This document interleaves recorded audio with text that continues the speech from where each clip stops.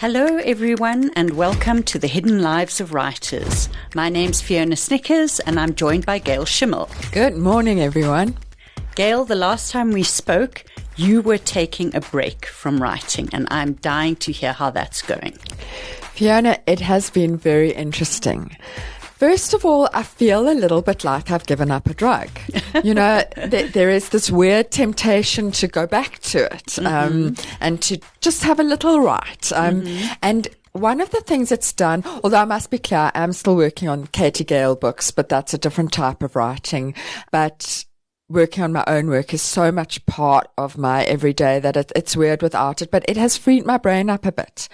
And it has freed my brain a bit to go back to the world in the book that I need to sort out next and edit next and come up with ideas about how I'm going to fix it. The temptation to now go and do the clever idea that I've had is overwhelming, but I'm not allowing myself. I'm sticking to that time that I set myself to not write, and I'm doing it like somebody giving up a drug, that I have to stick to that, and then I'm allowed to. And I suspect that by the time it comes, I'm going to be so hungry to write that it's going to be a joyful experience. I hope.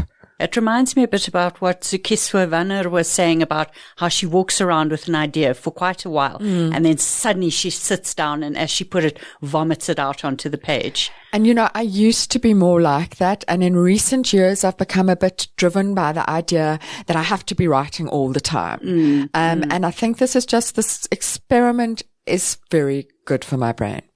So, Fiona, let me live vicariously through you. How's your writing week?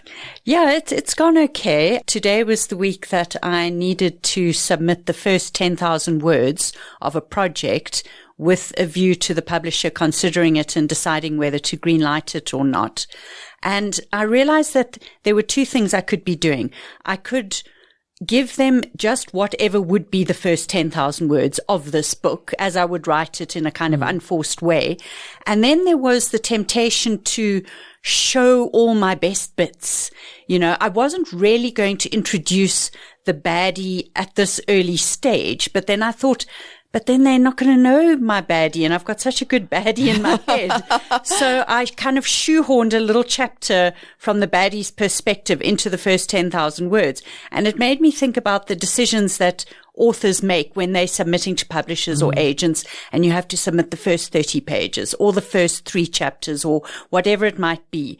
Do you just submit whatever it is, or do you try to shoehorn your showpieces in there to make it more likely for them to accept it? I don't know if you have any thoughts on this. Back in the days when I used to try to get international agents, I struggled with this, and I don't know, because you want to show them your natural writing and the way the book will be, but you also, exactly what you say, you want to give them the best bits.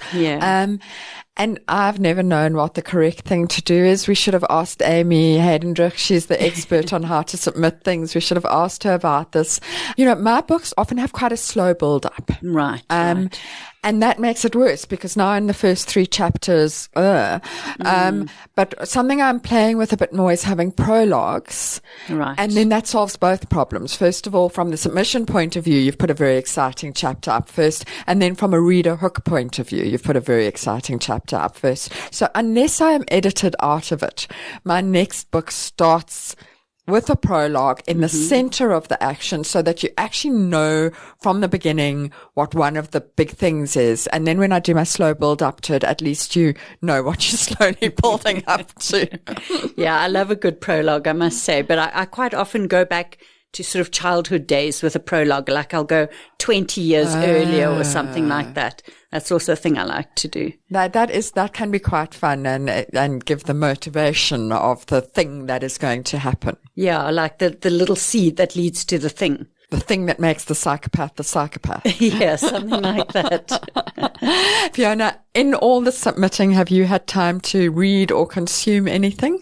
Oh, I absolutely have, and I'm so excited about it. The book is Yellowface by R.F. Kuang, and it's the best thing I have read in months.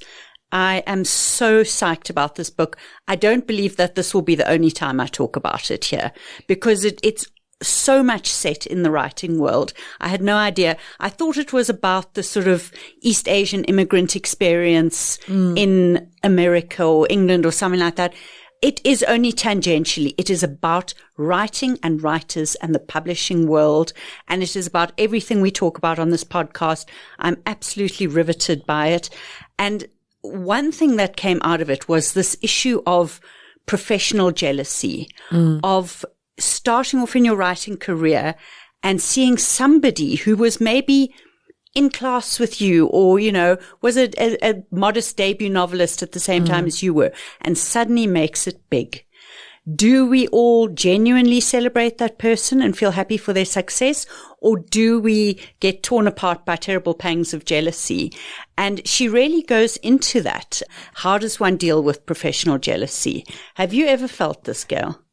Have I ever felt this? Am I human? Do I breathe oxygen? Of course I felt it. Yeah. But I do feel it's something that as I've got older and more experienced, I've become more sensible about. So at the beginning, particularly when I was trying to get published and wasn't yet, and I had this dream, I got quite, and this is a pattern actually in my thinking about anything.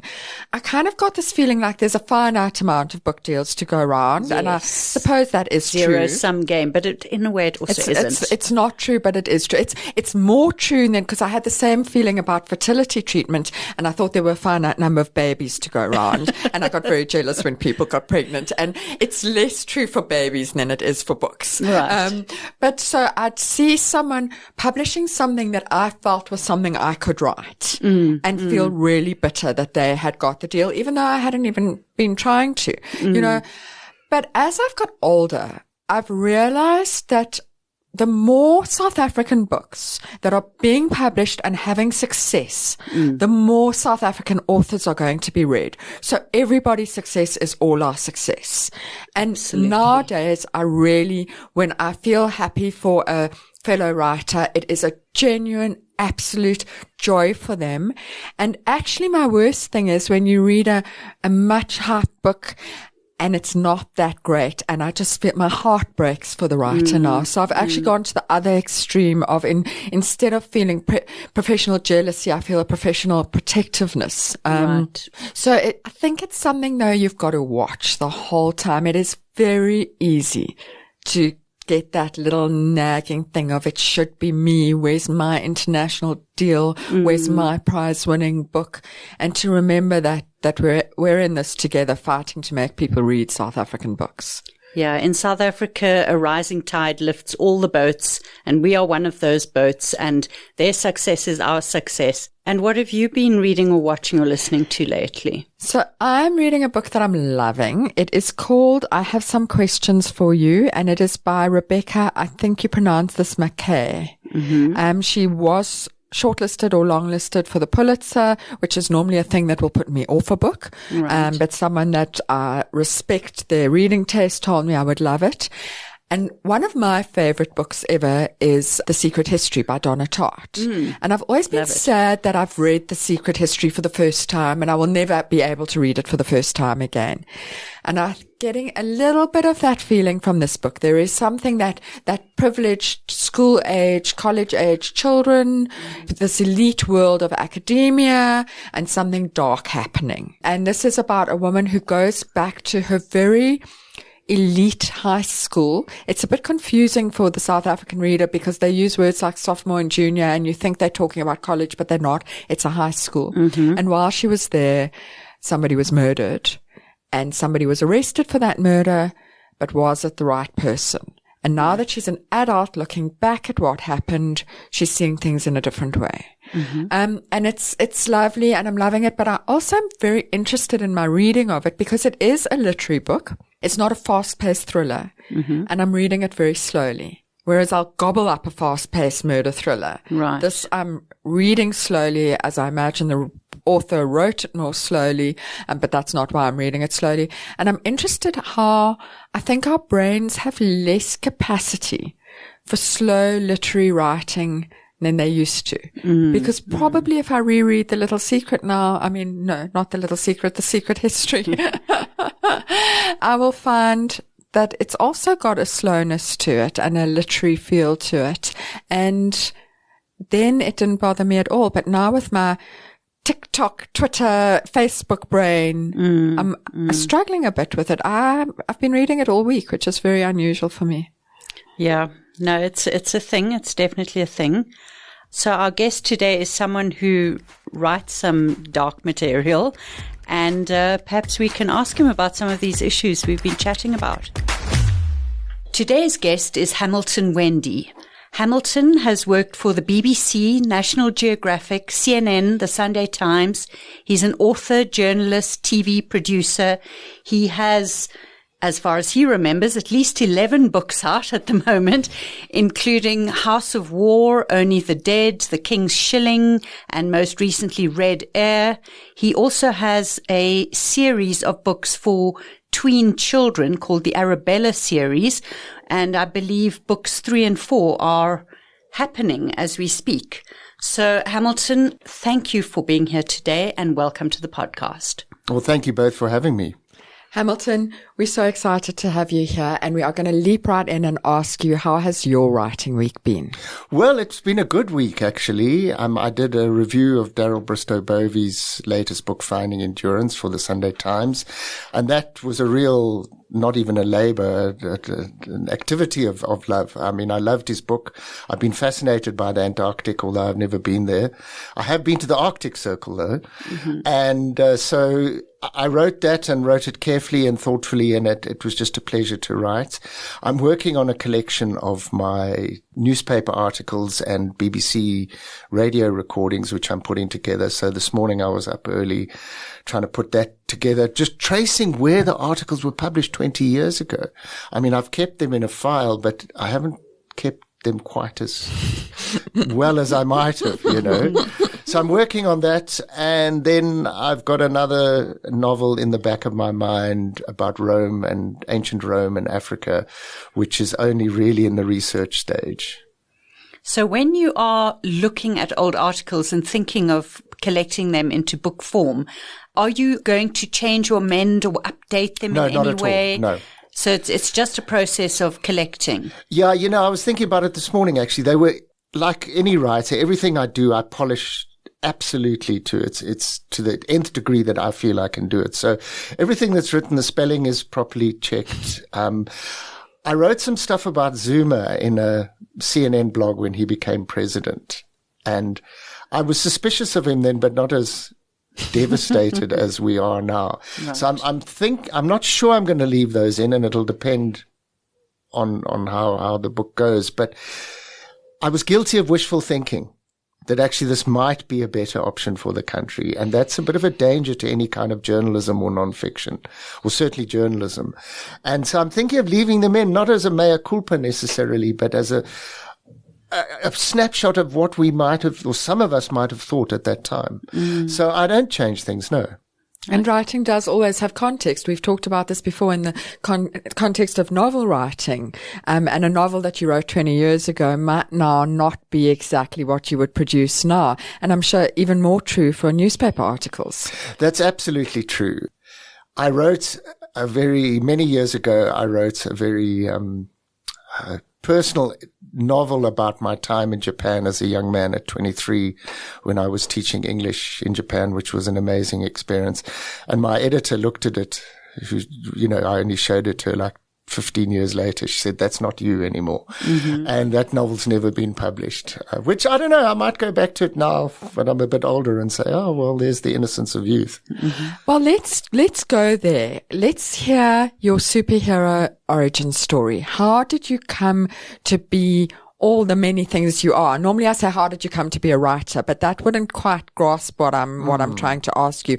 Particularly interested in the war journalism. How do you go from being a guy at school and then apparently teaching English in Japan, didn't see that one coming, to war reporting and then these amazing novels about it and children's writing, superhero origin? Well, it's interesting. I'm thinking about this a lot, and I'm planning to write a piece about it. The subconscious has definitely guided me. The psyche, the universe, I don't know, you can put any label you like on it. I mean, I was a conscientious kid at high school. got what was then called a first-class matric. Nowadays, you wouldn't even be accepted at university with the results I got. But anyway, and I did maths and science, which I'm very grateful for, particularly the science, because a lot of journalists don't have a scientific background, and that's interesting. And I did a course called Building Science at Wits University for 2 years, and it was basically a mix of BCom and civil engineering. A great degree if you want to go into the construction industry. And we went on a visit to a construction site, and I thought, this is not for me. And I lay on my bed at 19, and I thought, I want to be a writer. And I'm not entirely sure. Look, I used to love English at school. I remember reading like Browning's poem about my last Duchess. And I remember that sitting in Grahamstown at boarding school, looking out the window over the cricket fields and thinking how happy I was just to be reading that poem. Oh, wow. And so, and history was also a very important part of what I did at school. I mean, I just digress slightly. I knew I was never going to be an accountant when I got caught reading Jane Austen in double maths. An unusual thing for a boarding school boy to get into trouble for. Yeah, I remember I hid it in my maths book, and so I pretended to be looking at my maths book. And I remember that first sentence so well. It is a truth university acknowledged that a man in possession of good fortune must be in want of a wife. And that struck me as a perfect sentence. And even at 15 or whenever, 14 or 15, it was amazing to me. And then it's actually quite interesting that you even thought about building for 1 second. I don't know why I did. I mean, look, I think that we were taught at school a BA is bugger all. And, look, I was given a great education. I still, to this day, look back on the education I had, and I'm very grateful for it. But I don't know, whatever, you do what you're told at 16 or 17, or sometimes you do. Yeah, if only. If only exactly, that was still the truth. And so I passed the first year. Then I was, we had a very serious rowing accident in the rowing club where the truck rolled over, and we were all thrown out of the truck, and one of the guys had a terrible spine injury, and I'd seen at a rugby injury at school that they weren't supposed to move him. And everyone said, drag him out of the road. And I said, no, leave him there, because if you do drag him out, he'll be paralyzed. Right. And they finally sent a helicopter from Garden City Clinic, and they rolled, and everyone said, well done. So that rowing I was elected to the committee, and I became very involved in rowing. And I thought, okay, I'm not going to do building science anymore. So I kind of spent the second year rowing and reading, which was a good combination. And then I started a BA at 19 or 20 even, perhaps. I think, 19 or 20. So I was quite late to restart. But, my parents were wonderful. I'm very grateful for their saying, my dad said to me, I never thought you were right for this building thing. Go and do it, And the thing that studying English literature was great, because it gave you a great education.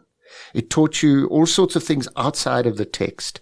But what really helped me to become a storyteller, and you were saying earlier, I'm not quite sure how to define you, was drama and film. Reading the old Greek dramatists, seeing John Ford's old movies, looking at Eisenstein, the Russian filmmakers' movies, and just starting to see that there was a broader way of telling stories than simply writing. But of course I love writing and the written page. So I did my BA, and drama and film, I just knew then I had to get into the film industry. But I still loved reading Paradise Lost and things like that, which I never would have read if it hadn't been for my BA, And I went to a party, and I met two young sisters at a party. It was January of 84. And they said, come and have tea, my friend and I, come and have tea with us or whatever. So we went to their house, and their stepdad was the BBC cameraman. Mm-hmm. And he met these two likely young lads, both of whom one of them was already working as a runner in the film industry. The other was just finished his degree in drama and film. And we started running tapes for the BBC in and out of the townships. And that was a real hook for me. I mean, 1984, March of 1984, there was a uprising in Sharpeville, and basically we had an intifada of 10 years until the elections in 1994. So South Africa was catapulted onto the international news stage. And I remember at 22, I think, so just graduated, no, 23. So the February 1985, going down to Crossroads, which in Cape Town, and there was a uprising there, and the police started firing rubber bullets and shotgun, birdshot. It was pretty unpleasant, but it wasn't catastrophic at that point. And then late that afternoon, myself and this very experienced cameraman, the BBC guy, by that stage I was doing sound. If you remember, we had those two-man crews, and I was carrying the microphone. We just stood to one side, and Kufut came in Casspirs and their camouflage uniforms, and they made us a lager outside Crossroads, and they started talking to each other on the radios, and we just stood to one side. They didn't even notice us, and we weren't trying to hide necessarily. We were just being, I don't know, a little bit circumspect.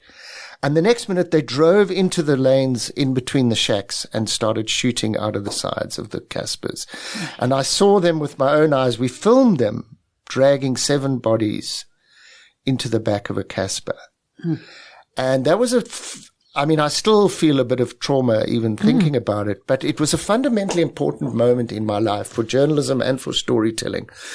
Because we filmed these 7 bodies being thrown into the back of a Casspir, and I don't remember the exact circumstance, but Pik Botha announced that only one person, I think, or maybe 2 had been killed and a few injured. And that night on the BBC News at 9:00, we showed 7 bodies being dragged into the Casspir. So the act of bearing witness of keeping the record straight became something that's very important to me. And so in my writing, I differentiate very strongly between what I do in journalism and nonfiction and what I do in fiction.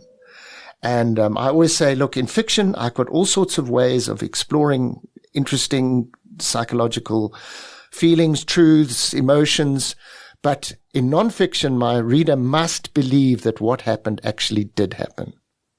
And it must be so. It must be so. And if I may slightly digress, I know Antjie Krog wrote her book about the Truth Commission, which she did a great job as a journalist. I was also working on the Truth Commission as a television journalist for Australian TV, and she said something along the lines of, she invented that affair in the book, and somebody wrote a PhD thesis at Rhodes, basically quoting me, because Antjie Krog said there's a kind of metaphorical truth in it. And for me as a journalist, that is not acceptable. No, right. Metaphorical truth is not true. And so the person who wrote the PhD actually quoted exactly what I said earlier about when you do nonfiction, the readers must believe that what happened actually happened. And they mustn't just believe it because you persuade them. They must believe it because it's in your notebooks, or it's, in my case, very often recorded on video. Hamilton, I'm interested in the sort of bearing witness and the truth telling, but also, and this must be something you've thought about a lot, the ethics of documenting suffering. And I've thought about Susan Sontag's essay regarding the pain of others, and just that act of being there and recording someone else's private suffering. How does one negotiate that as a journalist? Or do you just record what's there and leave the decision to be made by a producer at another stage? How exactly does one deal with that? Well, there's no one way of doing it, particularly in today's world where there's so many different people can be filming what you're filming on their cell phone, and they can get a different angle and even more suffering or less suffering and put that up on YouTube. And, that's how we live today. So there isn't one clear answer to that. There have been a number of times where I have, and my crew and I have broken away and helped people. Right. But I would say that the primary thing is to document what is happening. Right. Martha Gellhorn, if you've ever read her journalism. She published a book of her essays, and it was published, I think, in the 40s and then again in the 50s, and it's called The Face of War. Mm-hmm. And and I'm paraphrasing, but Martha Gellhorn said something along the lines of, when I was young and easily influenced, I thought that if we could only show the wrongdoing, then the saving angels would come. Mm. And she says now after she wasn't covering the First World War. After a World War, Spanish Civil War, the threat of nuclear war, I think she mentions, I no longer believe that. Right. She said, however, I do believe that the act of keeping the record straight is an honorable act within itself. And that to me has always resonated, that paraphrased quote from Martha Gellhorn.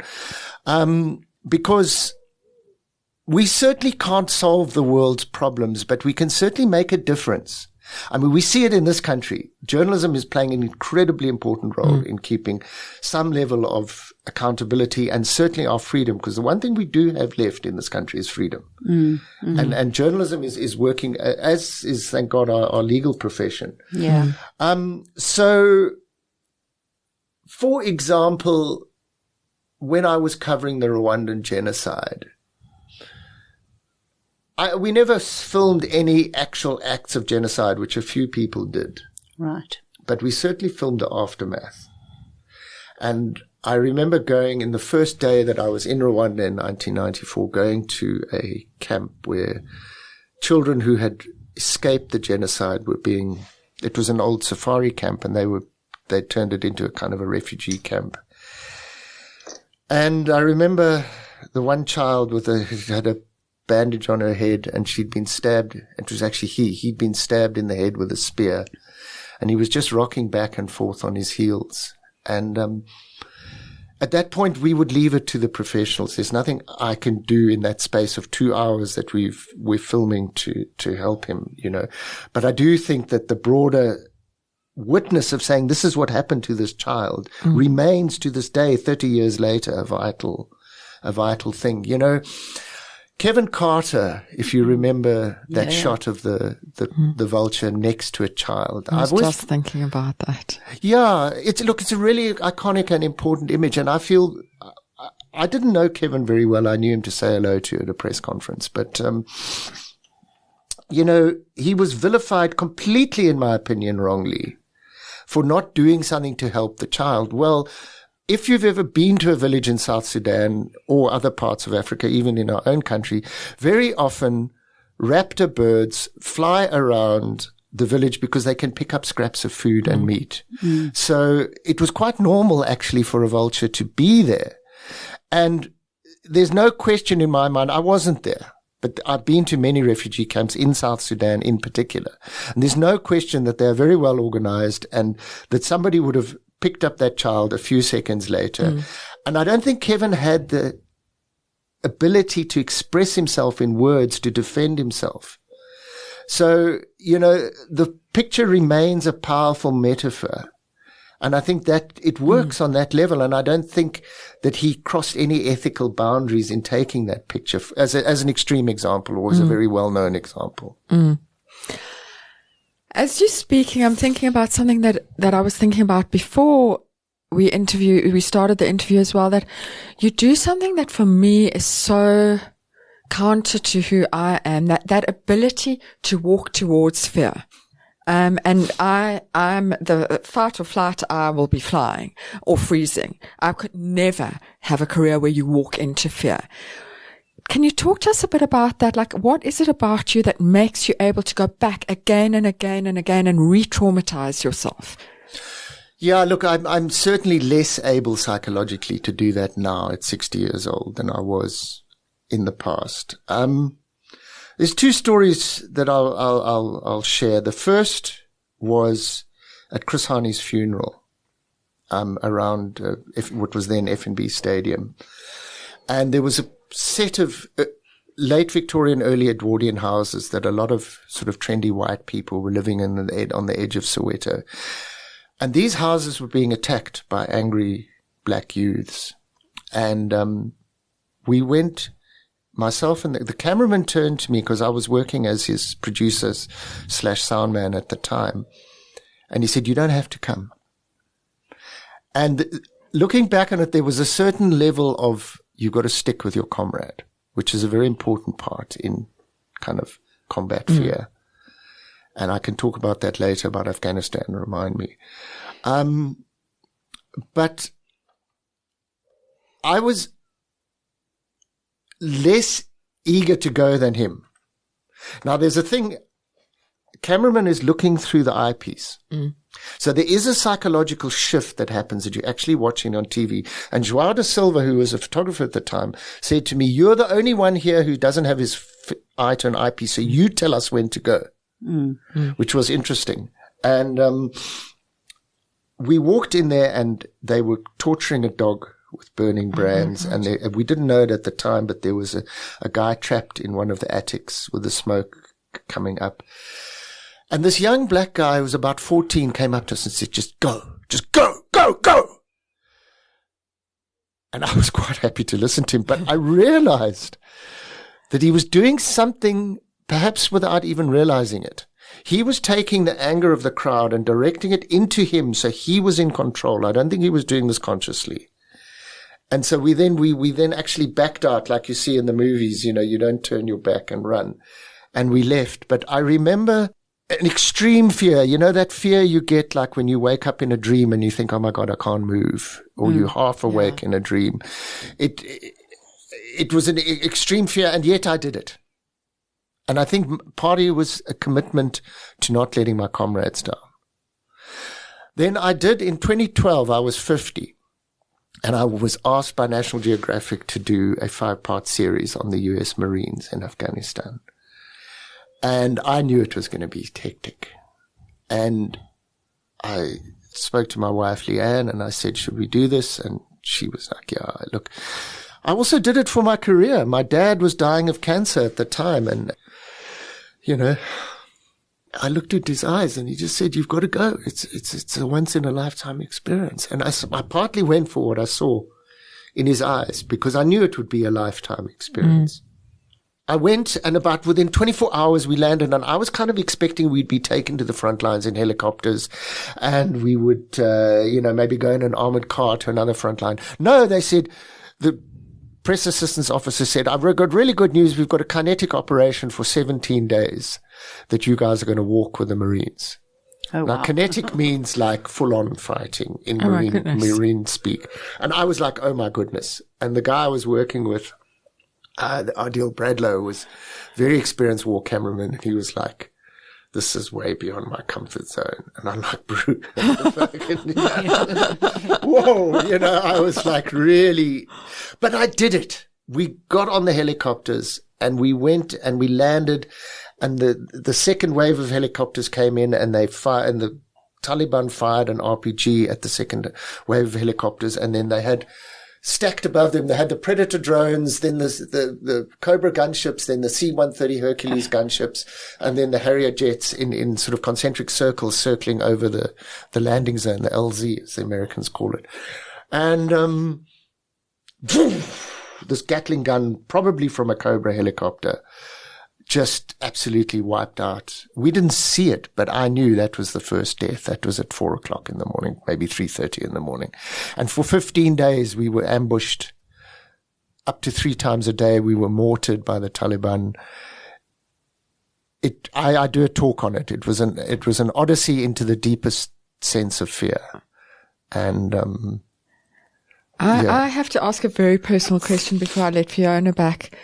Do you come back and have intense therapy after these things? Yes, I was also, that was going to be my next question. How do you take care of your psychological and emotional health, and how have you throughout your career? Well, that's a very interesting, I have done a bit of post-traumatic stress counseling, and it's been useful up to a point. But, I really, really believe in the value of what I do and what my colleagues do. I really believe in the value of bearing witness.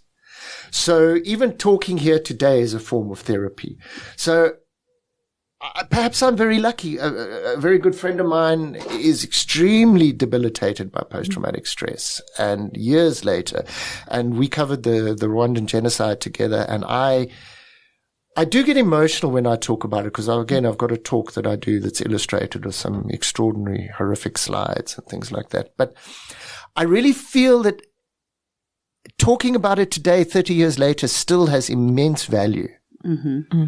So I think that positivity, that belief, self-belief is what keeps me from needing post-traumatic stress therapy. Look, I certainly, if a balloon goes off, I'll, look around and sort of hit the deck. But I think that's a natural trained reaction, to hearing shoot. I'm certainly briefly nervous when I hear what I think is shooting, but it doesn't debilitate me.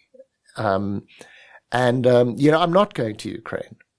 I had a very serious. I wanted to ask about that as well. Yeah, I had a very serious back op a few years ago, and I could carry a lot of titanium in my spine, and I just don't think it would be fair, firstly, to my colleagues to be on the front lines in a really wearing those heavy plates and a heavy helmet, and then my back gives in. And also, I've been very blessed. My back operation was brilliantly successful. I can touch my toes again, and so to risk that health issue, I don't think would be a good idea. So I watched the Ukraine stuff very carefully, and I wrote a piece, which was one of the reasons I won the Sikovile Standard Bank Journalism Award this year, about what I called it balance, about the need for balance and the difficulty of getting balance, and yet getting balance for its own sake is not necessarily giving the real story. So I'll give an example. In the Vietnam War, there's a guy called Jack Lawrence. He wrote an amazing book called The Cat from Hue. He actually goes as John Lawrence as an author, but you can see his CBS stuff on YouTube.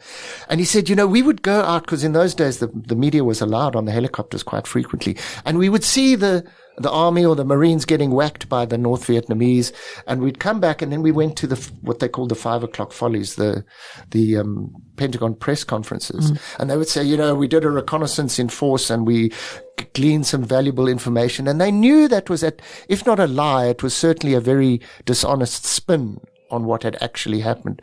So he said simply giving that voice full equal weight to what we'd actually seen was actually buying into being propagandizing.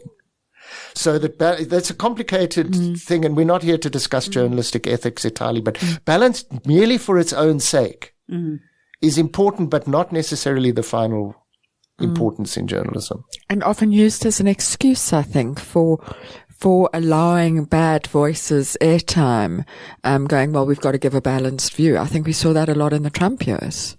That's absolutely true. I'm interested to know, when you are embedded with one side or another and you're living with them and working with them, are you able to report not in a balanced way, but are you able to give the truth as you see it, knowing that the people that you're living with and who are hopefully keeping you safe might see it differently? That's a very interesting and important question, and I've thought about it a lot, obviously. I wasn't embedded in the Iraq War. I was an independent journalist driving up from Kuwait City into Basra in southern Iraq. So that then we could do whatever we liked. So there's a very clear ethics here. First of all, absolutely you cannot publish information where you act as a kind of unofficial forward observation post for the enemy. Right. So you can't reveal certain strategic or tactical information. I mean, that's I'm absolutely clear on that.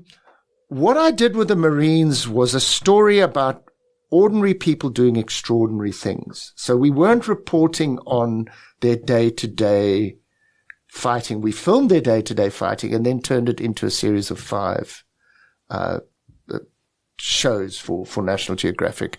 So that had to go through the Marine Corps. They were incredibly open for 95% or even more of what we did. They were allowed the men to speak as they wished to speak.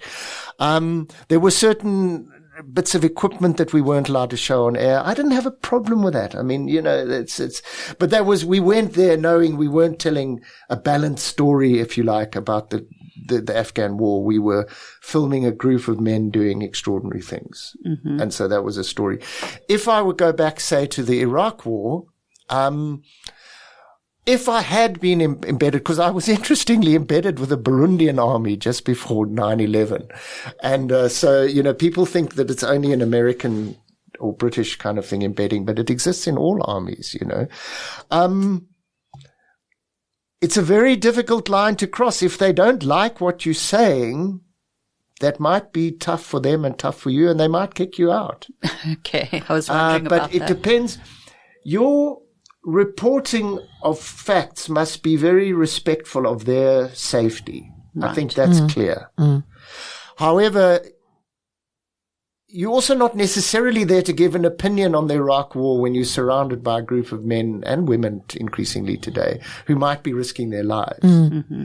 So usually you cover yourself quite effectively and quite correctly, I think, by saying, from what we can see, this is what we have observed. Mm-hmm. And I think there's a fallacy in the public mind that you can then cross the lines and ask the Russians what they think. Right. And of course you can't do that. Right. And that would maybe be pushing the walking into the fear. Yes, it would. It just no one would even attempt to do it. As you're talking about, the idea of therapy, the idea of how one gets over it, it seems to me that an important part for you must be the writing of fiction. That must be a way of letting yourself go to a different part of your brain and a different way of writing and a different way of being. What brought you to writing fiction? And am I right that it is a type of therapy? I think ever since I was that student who studied English and drama and film, I wanted to do both. And I've always wanted to tell children's stories as well, and I've done so. So I've always felt that I could keep that balance between the fiction and the non-fiction in my life. And when I was with the Marines, for example, I read Lemony Snicket, in between attacks from the Taliban. So I've worked to keep that Jungian, metaphorical, if you like, softer side of myself alive, So when I was with the Marines, the rights to the non-fiction story and each sort of detail of what happened every day were National Geographic's. So I couldn't write non-fiction about it. I mean, now I can talk about my emotions and that kind of thing because it's 10 years on. So I wrote a novel called Red Air.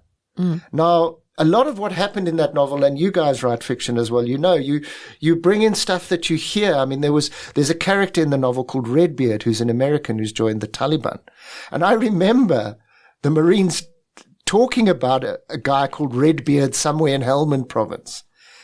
We didn't show that in the, it was far too complicated to try and show it in the National Geographic series, but it was perfect material for looking at the psychology of what might make an American join the Taliban and his frustration with a lot of, the injustice that happens in every society, including America, and might drive him to do that. So, yeah, I'm talking about it now. It really was a wonderful way to talk about things deeper than the actual day-to-day happenings. I also was able to talk about Afghans because when I was with the Marines, we met almost no Afghans and we never met an Afghan woman because people ran away. We were in a very, very, very strong Taliban supporting area of Helmand province. So, it was a war. It was very scary. It was very brutal, but it was important in writing a novel, I think, to bring in Afghan voices. And I managed to do that I had been to Afghanistan before as well in 2001. Just after 9/11, I was there in October. So it was like literally weeks after September 11. And there I did meet a lot of Afghans. We stayed with the Afghans in their village in Khujabahudin. So I was able to draw on that experience 10 years earlier in fiction. So, my hero in terms of storytelling is Steven Spielberg. He's done everything from E.T. to Saving Private Ryan. And I think that's what I do and I would like to do. And I'm not Steven Spielberg, but I also write Arabella, my tweenie books, which started when we were renovating our house in Parkview.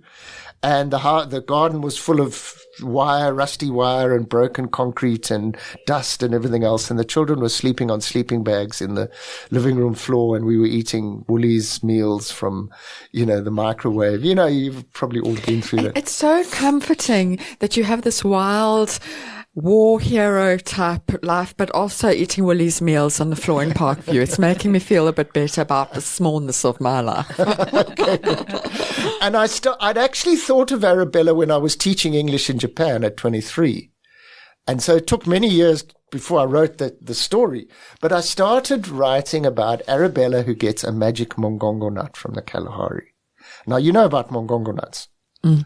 From Arabella. From Arabella.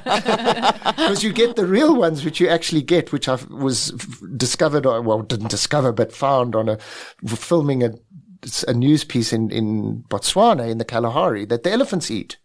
And you can make creams for your body lotion and things out of mongongo nuts. But then you get the magic ones, and you can turn into a butterfly. Aha. But then you see the hardy-dars get jealous, and they want to steal it from you. So I decided, I remember Gavin Hood, who's now moved on, but he said, when he did Tsotsi, the film Tsotsi, he said, you access the universal through the local. And I thought, when I write this book, I'm influenced by Alice in Wonderland and Harry Potter and all of those English, and to some degree Oz, the English and American fairy tales. But I thought, I'm going to write a South African one. And it's going to be unashamedly South African. And that, of course, has been a great success. So there's Tyrone Avenue in Parkview, and there's Akbar, who's a broom seller, who's a refugee from Timbuktu, and he's got a magic amulet that comes all the way from Timbuktu. And, I filmed in Timbuktu. And I got an amulet there. It is magic because it produced Arabella, you see. So I deliberately keep those different facets. I mean, in one day I can be writing Arabella in the morning and then filming, as I did on Wednesday, a conference on green hydrogen and the energy transition for news. So I like that diversity. Hamilton, I have long admired the way you market and hand sell your children's books, and I think it's quite aspirational, and it's something I've never got right. I've done some school visits. I've done some markets where you set up a stall, but it's something that I think some of your success as a children's writer can be owed to that. Are you quite intentional about that? Absolutely. I mean, I've probably sold, I haven't kept an exact count, but certainly over 5,000 to over 7,000 copies of my books. It's hard work. I go to the market, you get there at 5 a.m, and you set up the stall in the darkness, particularly hard in the winter. Mm-hmm. And I don't sell my other books because I do at book fairs. Right. But I sell my children's books at places like the Linden Market, and I only sell Arabella. Right. I think that's appropriate is the wrong word, but I think that's best for, and kids love it. I mean, the covers are like I ams to children, I ams are to cats, Right. And, I read, obviously, like for all of us, the pandemic stopped a lot of our public lives. And, I read for the first time in about 3 years at Salvazione School, which is a lovely little school in Brixton the other day, and the children were absolutely, entranced. And I some might think Arabella's not serious, but I'm telling you, Arabella's going to live forever. Mm-hmm.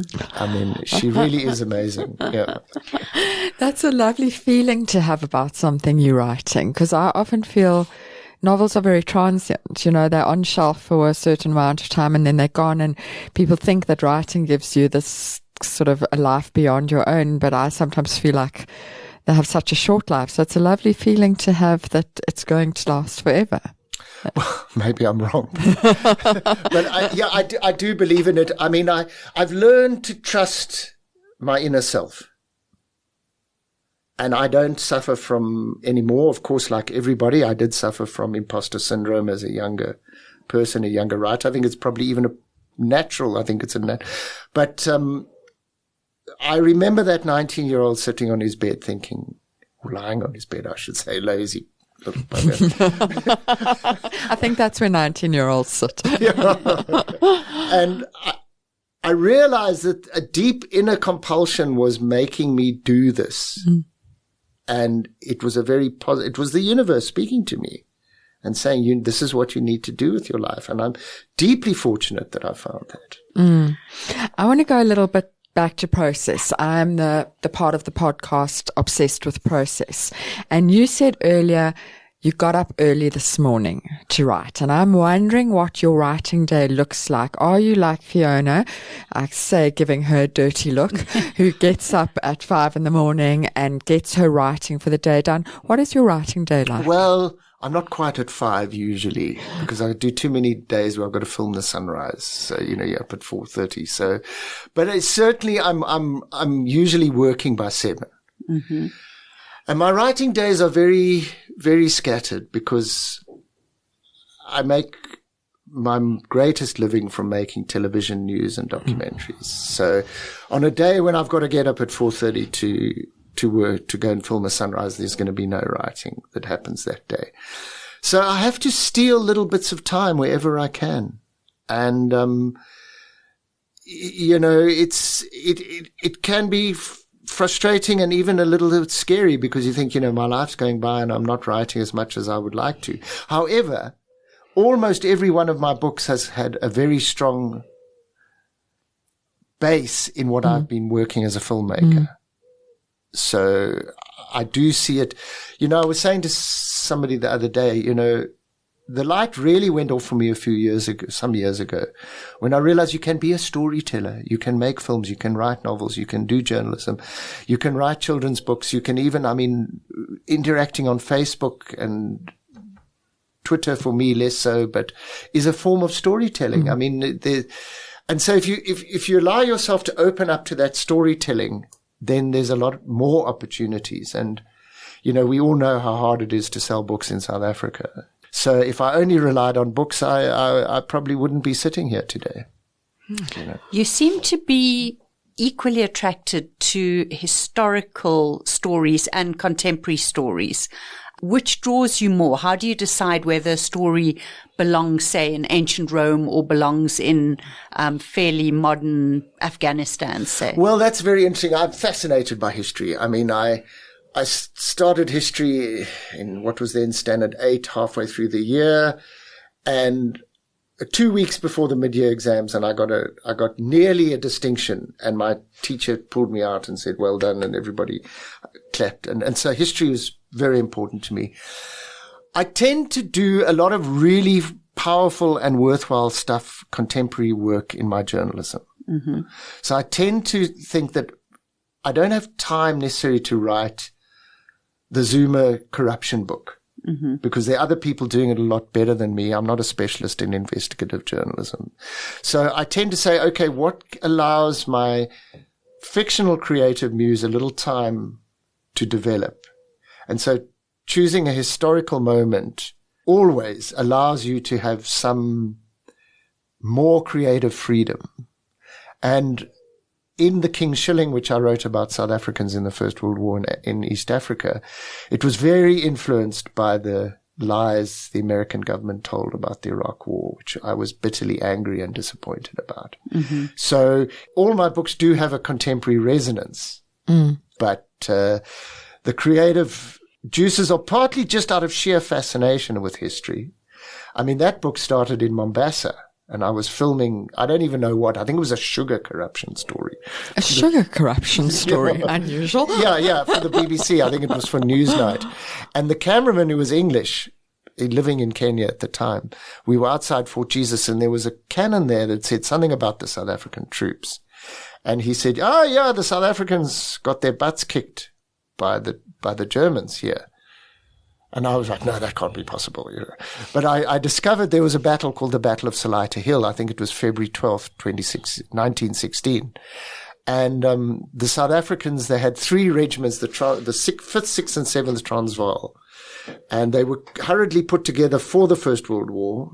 Most of the troops were young men. Some of the NCOs in particular were men who'd served on either side in the Boer War.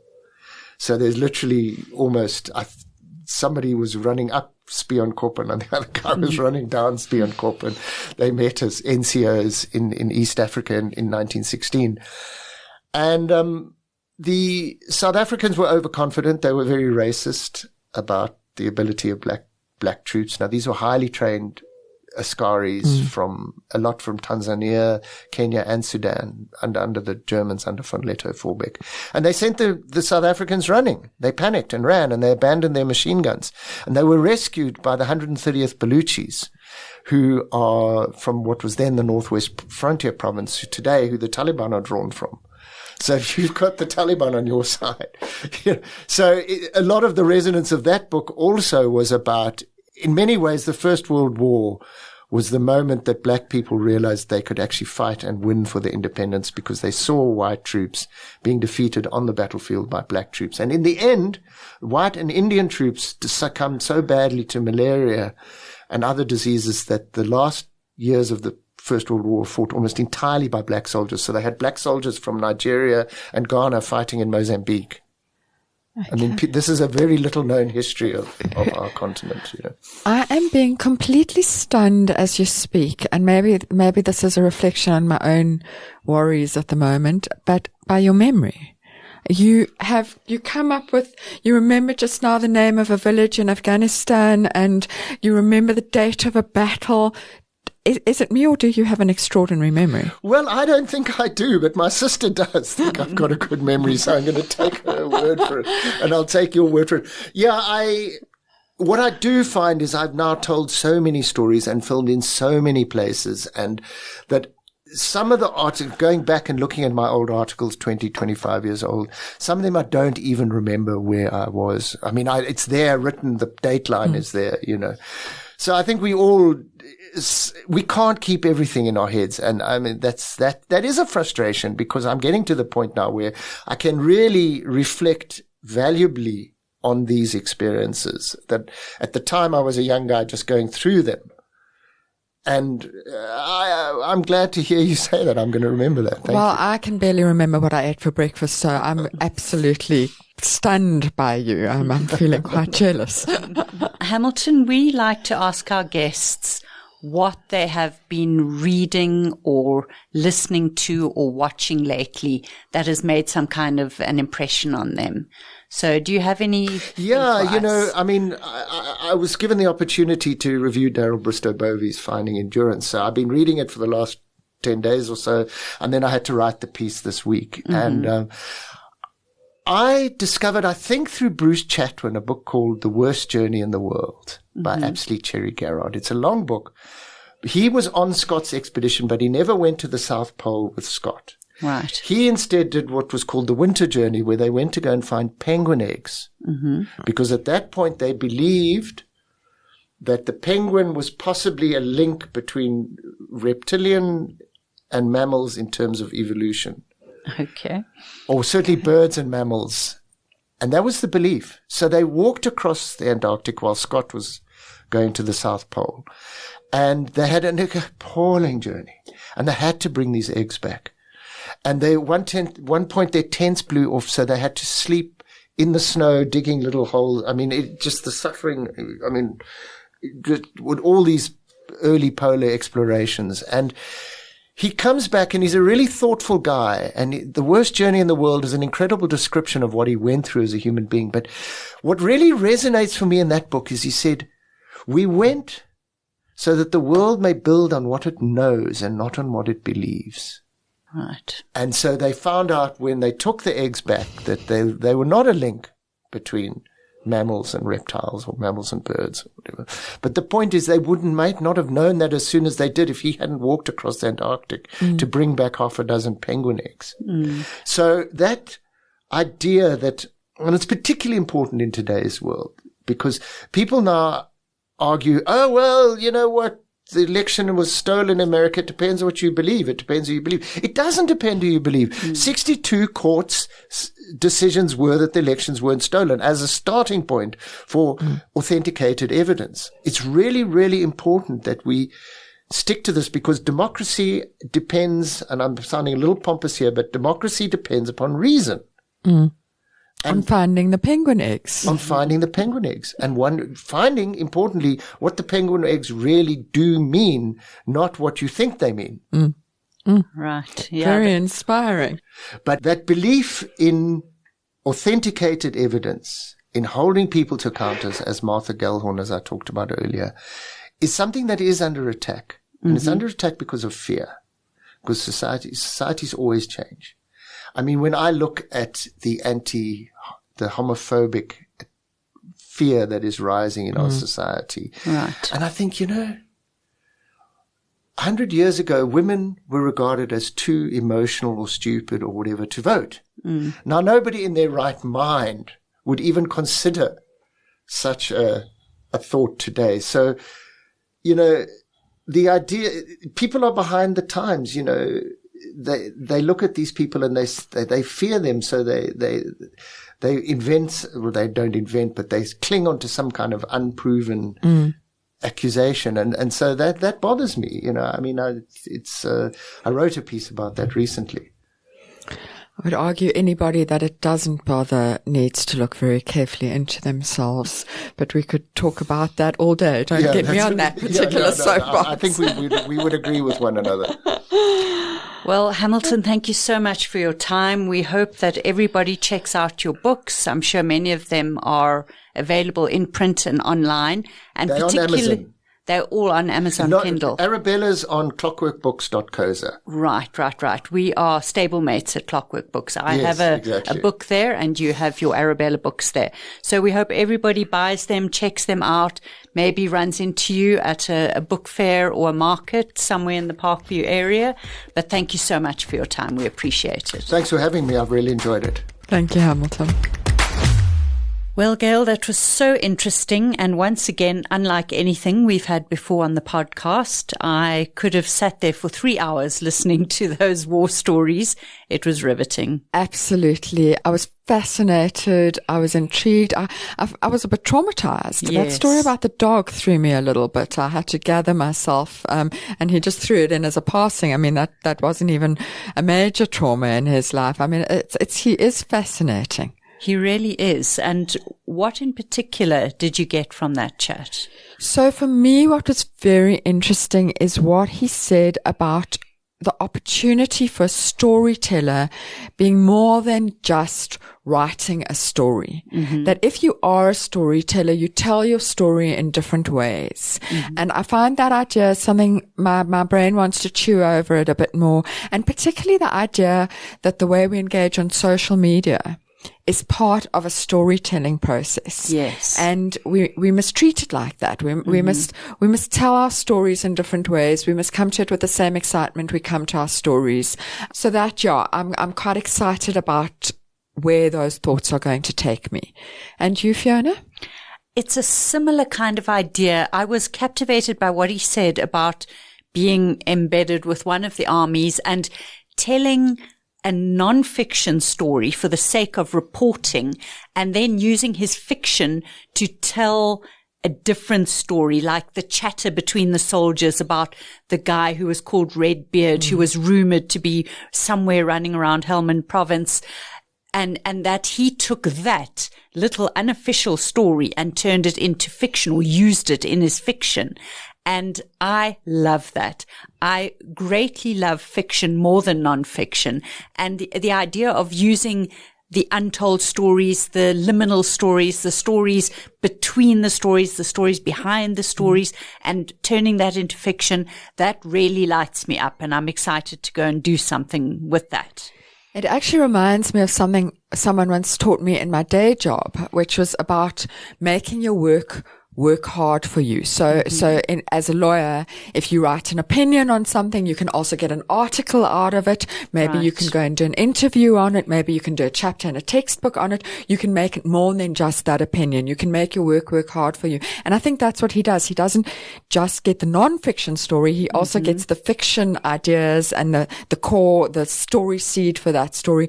He makes his work hard for him. Oh, I love that idea. I really do. And in terms of writing advice, have you got something for us this week? So it's a little bit related, in fact, to the whole idea of being a storyteller. It's not writing advice maybe as so much as writing inspiration. And it comes from something I years ago was lucky enough to hear Jeffrey Archer speak in Johannesburg. And he was talking about the idea that you have very literary writers and you have storytellers, and occasionally you have someone who's both, and they are the really amazing wonder writers. But he is just a storyteller, he says. And it gave me permission to be a storyteller. Because I am a storyteller. And I think that that's something I find inspiring, and I hope might inspire other people, that you don't have to be writing beautiful literary fiction. You can just, and I'm using inverted commas, be a storyteller. I like that. I really do. And from my side, what I have to tell our listeners this week is, from my experience of crafting those first 10,000 words of a book, if there are exciting bits that you are keen to get in front of the editor, and then there are more boring bits that you don't really want to be showcasing, maybe those boring bits don't belong there in the first place. And I remember last week you said to me, maybe you should just drop your whole first chapter. Maybe if it's not particularly exciting, you should just ditch the whole thing and start on chapter 2. And you mentioned that in your drafting process, you quite often do that. Just start closer to the actual story.